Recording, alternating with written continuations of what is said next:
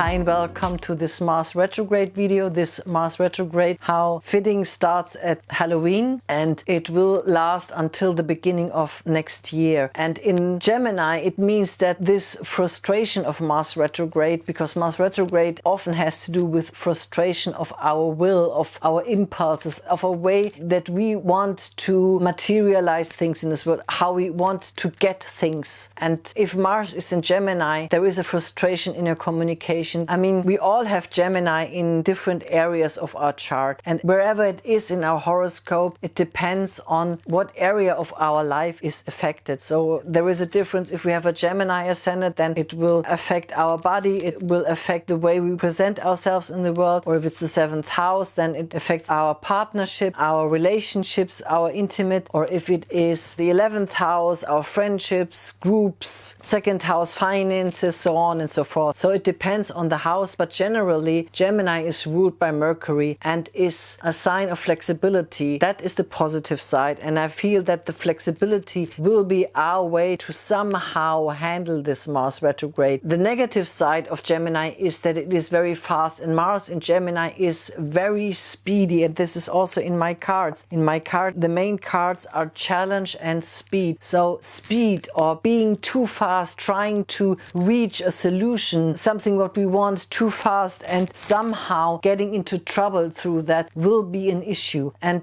Gemini also generally represents our neighbors, our siblings, the way we move in our daily life, to work, running errands, and so on and so forth. So there will be frustration in that areas. But to me, first and foremost, Gemini is about the mind and is about communication. And there is a Chinese proverb that says, if we correct our mind, everything else will fall into place. So I feel that this Mars retrograde in the end is about correcting the way we see the world, or not being too identified with our convictions, with what we hear, what the message is. Because as I also said in the Mabon video, there is a lot of chatter going on. There will be a lot of negotiations. In the chart of October 30th, we will also see that Neptune and Jupiter are squaring Mars. So there is a lot of deceit going on. There is a lot of lies going on. There is a lot of hidden agendas going on, a lot of smoke bombs, what I already talked about in the Mabon video. We are somehow in a labyrinth, and we have to be humble in that, and we have to accept that first and foremost. Labyrinth to me means not every path will be the way out. Actually, very few paths will bring us forward. Not all the information we get will be useful for us. There will be a lot of stuff that we have to let go, that we have to declutter, a lot of information, a lot of talk, a lot of stuff that we hear, and a lot of things that people try to convince us to do or not to do. And we have to be aware and to step into our inner stillness, into our inner sovereign, and to be humble and to be patient. And this Mars retrograde tells us with Pele, with Sun, with Chiron, with Venus, Saturn, and with Yule, that we might get frustrated in our wish to establish something new in our lives. I mean, Gemini is about new ideas, new horizons, several things at the same time, and at the moment nothing of that works. To establish new things is not working out that well, but in the end we have to trust that in the end something new will be born out of that confusion, out of this frustration, out of this Chiron, out of this feeling wounded and feeling weakened by all of this, feeling imprisoned by all of this, and knowing this slowing down, this process of being restricted somehow will lead to something. And that maybe one of the reasons we are in that soup is that we learn to be more flexible and not to identify too much with our convictions and with our thoughts, and that we are more than our thoughts. Our freedom inside, or who we are, is not what we think we are. Our opinions is not who we are, and that this process will teach us that in a sometimes very frustrating way, and that the opinions that the others present us are not what they even really are. So it is a dance between lies, illusions, delusions, and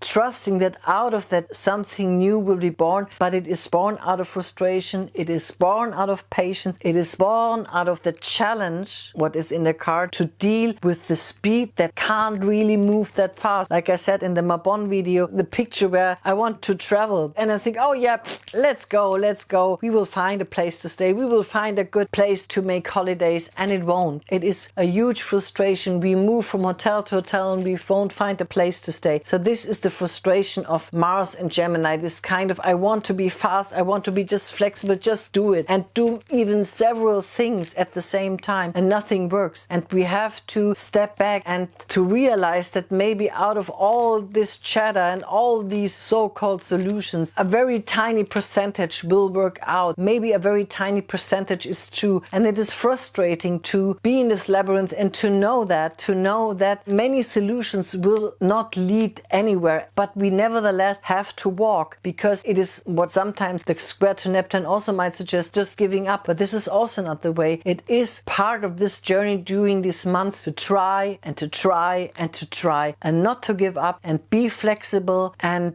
not to identify too much with the result, and to trust that even if we are forced to find a new way through the jungle, I mean, people that are born with Mars retrograde are those who sometimes have to find their way in the jungle by themselves. They are not walking the path everyone has walked before. Like, for example, Elon Musk. Elon Musk is an example of someone who has Mars stationary, which is also telling a lot about him, because Mars stationary is a focus on Mars, and when Mars will be stationary early next year, it might be a risky time of war, because there is a huge focus on Mars themes, or at least of war rhetoric. But he comes out of a Mars retrograde, so he is this kind of maverick that people often with Mars retrograde are, those people that have to find their own way to get what they want. It is not the usual way. It is not easy to get what I want. I have to be flexible. I have to find new pathways. You make your way through the jungle somehow, and it is not a path that had been walked before. There is a way out of the labyrinth, but it is not an easy one, and it is not a fast one. We need patience. And by the way, December 7th or 8th wouldn't be good times to travel, because it is the Gemini full moon. When the moon is conjunct Mars in Gemini, squaring Jupiter Neptune, this won't be a good time to travel. This is not a good time for negotiations. This is not a good time to make contracts. During this whole Mars retrograde, it is not an easy time to negotiate, but it is also said in the horoscope with the trine to Mercury, the ruler of Gemini, and the Sun and Venus, that somehow we want to connect and to communicate. But again, Mars and Venus and the Sun are on the south node opposing Uranus on the north node. So we somehow try to manifest old structures, or there is a danger that we want to manifest again old structures, and this won't work. It is time for new structures in the way we communicate, and also in the way we communicate with ourselves. And this process of finding a new way might require a new way of thinking in our personal lives and also on the world stage. The way we saw the world before is not the way we will find a new solution. Not over-identifying with our opinions. Our opinions are not who we are. The opinions of others are not who they are. We are all more than our opinions, and we have to be flexible with our opinion. And the positive is that Gemini is able to be that flexible. So I wish us all the flexibility and the patience and the endurance, because we will find the solution. We just have to be patient and know that in the end we will find the way, and it might even be the most surprising path that will lead us out. The interesting thing is that when Mars starts retrograding, it is together with Asbolus, the asteroid Asbolus and the asteroid Fanatic. So this to me says everything. I mean, it will be a dance between truth and fanatism. Am I willing to see the truth, or am I just closing in my beliefs and my convictions, and I don't want to see anything else? This is the conflict we're in. This is the conflict where Mars shines his fiery light on. It is the inner and outer conflict on truth versus convictions, truth versus fanatism, truth versus this is right, this is how it has to be, and